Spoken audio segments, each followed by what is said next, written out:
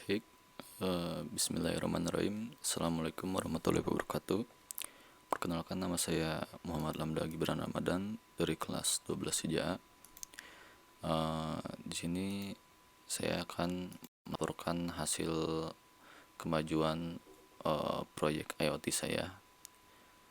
Jadi di sini saya telah membuat server MQTT Broker yang dimana isinya itu sudah terinstalkan database, lalu Node-RED, lalu Mosquito untuk MQTT brokernya, lalu di sini saya menggunakan database yaitu MariaDB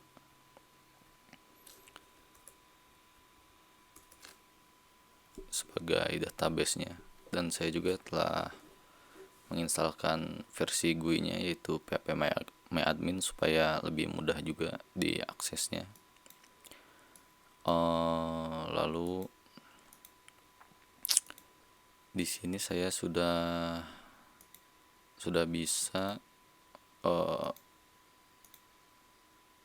sudah menginstalkan web server. Jadi ketika diakses melalui IP lokal, di sini saya masih menggunakan IP lokal, belum menghostingnya ke internet. Nah, langsung tertampil si web servernya seperti itu. Untuk tahapannya di sini saya pertama yaitu menginstal Mosquito terlebih dahulu seperti pada perkembangan minggu pertama, dan mencoba untuk mengirim menggunakan komen Mosquito pub seperti itu.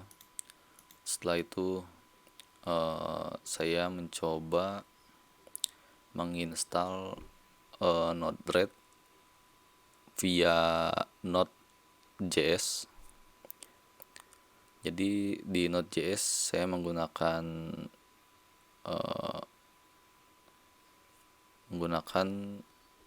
npm untuk menginstal Node-RED-nya. Jadi Node-RED ini adalah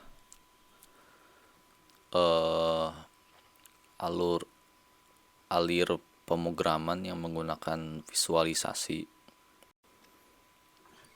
Jadi di sini kita bisa menghubungkan perangkat keras, API sama internet service. Jadi di sini saya sudah membuat alur programnya yaitu MQTT. Ini hanya untuk injek saja, misalnya kita mau menginjekkan angka ke si brokernya. Di sini saya sudah membuat hubungan antara publisher dan klien dan subscriber. Nah, di sini saya sudah menggunakan broker di mana ini IP-nya menggunakan IP Debian-nya yaitu 192.168.1.10 dengan port MQTT 1883. Nah, ketika setelah pesan dikirim, di sini alurnya yaitu dengan si pesannya itu masuk ke file JSON. Nah, file JSON ini mengconvert, lalu di sini saya telah membuat fungsinya yaitu dengan variabel message.topic. Nah, di sini dengan menggunakan bahasa SQL yaitu update dengan di database IoT devices dengan set yang terganti yaitu status. Jadi ketika di sini saya membuat contoh program, yaitu program Arduino program untuk Node MCU, yaitu apabila statusnya 0 berarti LED di Node MCU-nya yaitu mati. Apabila 1 akan menyala. Nah, di sini begitu dari MQTT-nya mengirim pesan 1 misalnya. Nah, maka di database-nya akan terganti. Saya tidak menggunakan insert into karena mungkin tidak efisien juga. Akan memakan banyak data juga. Di sini saya menggunakan update. Nah, ini message pilot. Jadi si pilot yang dikirim dari MQTT ini, lalu di sini tutup kurungnya. Nah, ini ada return message, jadi pesannya akan dikembalikan lagi. Nah, setelah itu di sini ada hubungan ke si database-nya. Jadi begitu pesannya terkirim lalu melewati JSON dan ke fungsi, nah si komen fungsi ini akan masuk ke si database dari Debian ini. Nah, di sini sudah dimasukkan hostnya, localhost itu tadi IP yang 192.168.110 dengan port 3306. Ini user saya dengan nama database IoT MQTT. Nah, seperti itu. Nah, ini message pilot itu digunakan untuk sebagai output ketika telah mengirimkan pesan.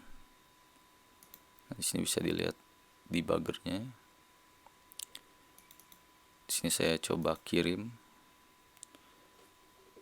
1, deploy. Nah, di sini akan terkirim 1. Ini si pilotnya, di log debuggernya akan tertampil 1 seperti ini. Sini saya coba kirim 0, deploy 0. Nah, sini akan tertampil si function yang tadi update di database IoT, tabel bagian set status 0. Sini juga akan berubah, statusnya akan berubah menjadi 0 seperti itu. Nah, di sini saya sudah membuat website sederhananya dengan bernama Smart Home Dashboard. Di sini saya membuat tabel yang dimana tabel ini diambil dari database ini dengan menggunakan file .php. Sini bisa dilihat. Sini saya menggunakan SSH. Nah, di sini saya buka file .index.php-nya.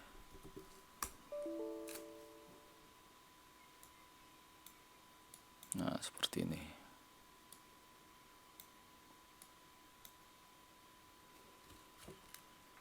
Nah, di sini saya sudah membuat PHP untuk file PHP untuk membuat koneksi ke database. Jadi ketika mengincludekan si file koneksi.php ini akan terhubung dengan database. Nah, di sini saya sudah membuat tabel dengan berisikan sesuai dengan database tersebut. Echo dengan variabel row device, row status, row date. Nah, di sini saya membuat action button yang dimana akan tertuju ke file HTML. Nah, isi file HTML itu ada JavaScript WebSocket. Jadi JavaScript WebSocket ini digunakan untuk mengirim MQTT melalui MQTT lewat website seperti itu. Jadi seperti Mosquito tapi lewat websitenya gitu. Nah, begitu websitenya di-trigger, dibuka, maka akan langsung mengirim pesan. Di sini saya masih belum efisien membuatnya, yaitu dengan dua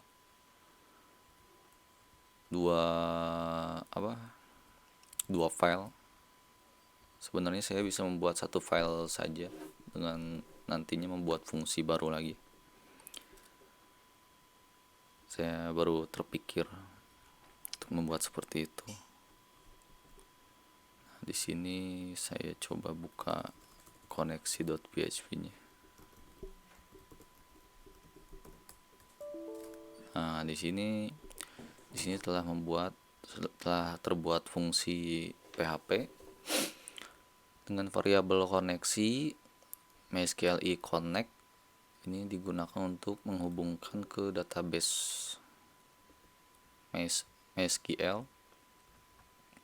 Nah, di sini localhost, yaitu hostnya menggunakan yang IP Debian, lalu usernya lambda, passwordnya, lalu database IoT MQTT.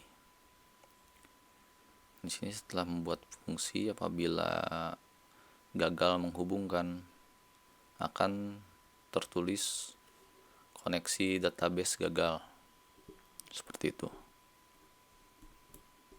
Nah, setelah itu saya coba buka file HTML untuk menyalakan. Nah, di sini ada file HTML digunakan untuk mengirim message satu ke broker. Jadi ketika file ini dibuka akan langsung mengirim payload 1. Jadi kalau di Node MCU-nya akan menyala seperti itu. Nah, di sini saya mengambil file HTML ini, contoh file HTML ini dari beberapa sumber. Di sini menggunakan JavaScript. Nah, script source-nya dari ini https://cdnjs.cloudflare.com. Nah, di sini ada variabel untuk menghubungkan ke broker MQTT-nya. Nah, ini hostnya. Di sini saya waktu itu setelah mencoba membuat port forwarding tetapi hanya yang terhubung hanya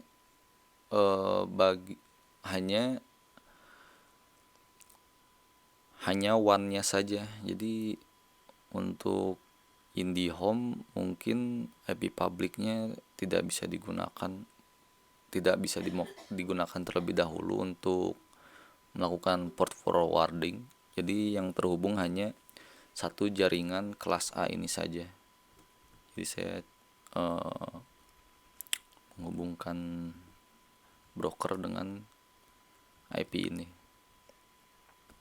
seperti itu.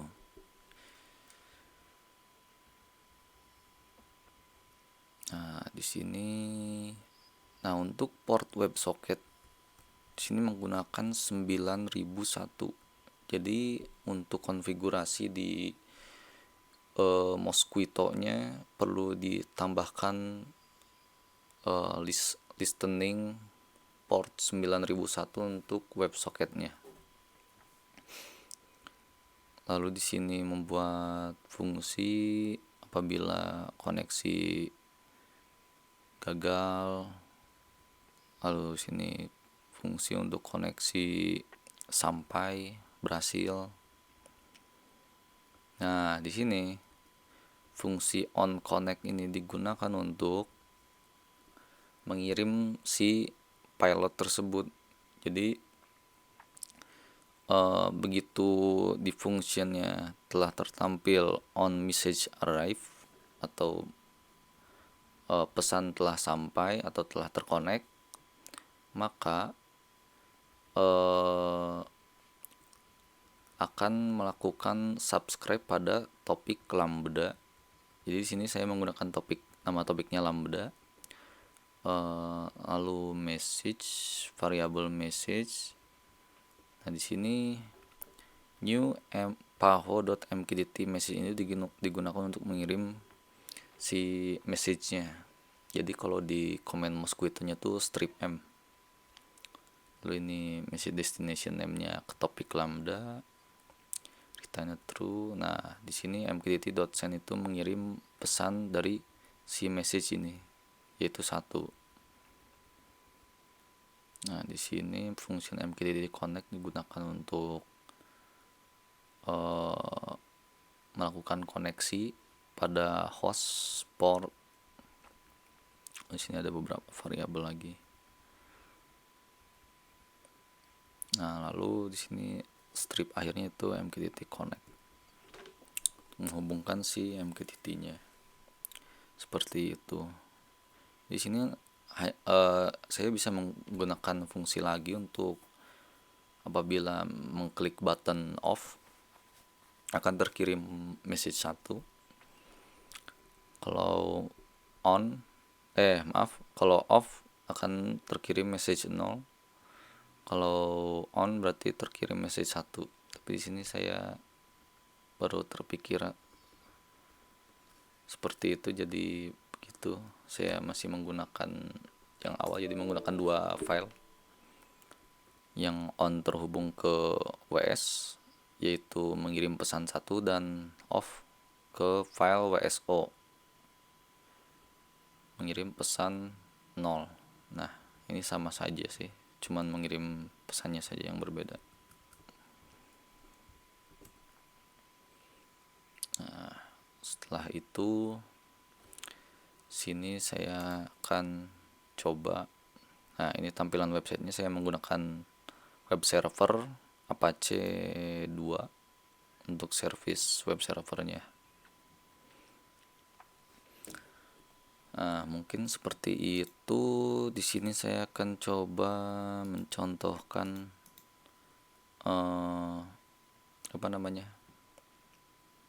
mencontohkan praktik menggunakan Node MCU-nya. Sini juga apabila klik off langsung terupdate seperti di sini akan tertuju seperti pada Node-RED ini, akan melakukan update di database-nya. On, switch 1, off.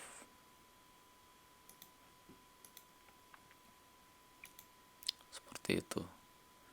Mungkin ini kekurangannya juga, kalau menggunakan update saya lupa menambahkan menambahkan fungsi di function Node-RED-nya. Apabila update, date-nya juga akan melakukan update. Sepertinya ini tidak. Nanti saya akan coba fix lagi. Mungkin seperti itu. Sini saya akan langsung ke praktiknya saja. Nah, di sini saya akan mencoba melakukan praktik menggunakan Node MCU-nya. Di sini saya menggunakan LED built-in langsung di Node MCU nya, karena saya belum punya komponen-komponen lainnya. Nah, ini sketch program untuk Node MCU nya. Saya menggunakan library PubSub client untuk menghubungkan Node MCU ke protokol MQTT nya. Nah, di sini untuk melakukan hubungan ke WiFi nya menggunakan SSID saya. Ya, MQTT servernya menggunakan yang Debian tadi, IP Debian. Lalu ini ada setup WiFi, itu melakukan hubungan ke WiFi nya. Lalu di sini ada, nah ini di bagian sini ada program untuk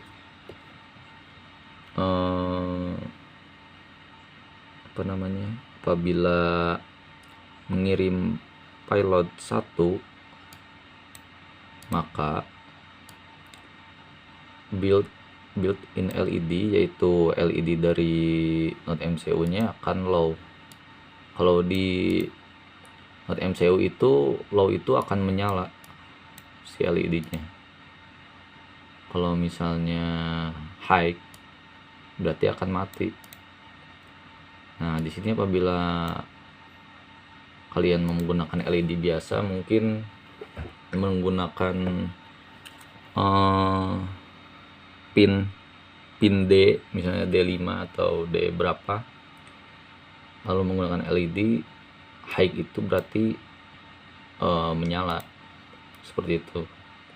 Nah, di sini apabila mengirim payload 0, maka LED built-in-nya akan mati seperti itu. Di sini apabila terjadi disconnect, akan melakukan reconnect, void setup. Nah, ini sebagai built-in LED nya sebagai output. Lalu mungkin seperti itu saja untuk programnya. Ini programnya saya ambil dari sumber, yaitu Coders ID, Coders Indonesia, ada di channel YouTube. Mungkin nanti saya akan masukkan beberapa sumber yang saya gunakan untuk melakukan proyek ini di deskripsi YouTube saya. Nah, sini saya akan coba ya, ini Node MCU nya.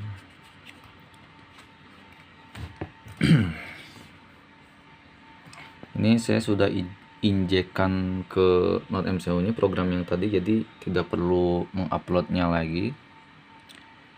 Nah, di sini saya coba masukkan, saya coba klik on, berarti dari file si HTML akan mengirimkan payload 1 ke saya akan mengklik off, maka dari page index ini akan tertuju ke file WSO, yaitu mengirim payload 0 ke broker. Nah, akan mati. Lalu on, mengirim 1, akan menyala sesuai di statusnya juga. Bila mati, apabila nyala akan 1 statusnya, bila mati akan 0, seperti itu. Nah, ini bisa digunakan juga. Saya kemarin coba ke teman saya yang mungkin satu jaringan WAN dengan saya, saat melakukan port forwarding katanya bisa diakses juga. Ini juga bisa dimati nyalakan oleh teman saya seperti itu. Nah, mungkin segitu saja untuk perkembangan bulan ini. Saya bereskan project saya melakukan perkembangan ini mulai dari 2 minggu lalu untuk menunggu note MCU nya datang. Lalu untuk kedepannya mungkin saya akan mempelajari untuk menggunakan HTTP juga. Lalu mungkin juga saya akan mencoba melakukan registrasi, membuat page registrasi dan login. Jadi ketika ingin mengakses device, maka diperlukan untuk inisialisasi terlebih dahulu, bahwa siapa ini yang ingin mengakses. Jadi tidak boleh sembarangan orang yang mengakses IoT ini. Mungkin segitu saja, mohon maaf apabila banyak kekurangannya. Wabillahi taufiq wal hidayah. Assalamualaikum warahmatullahi wabarakatuh.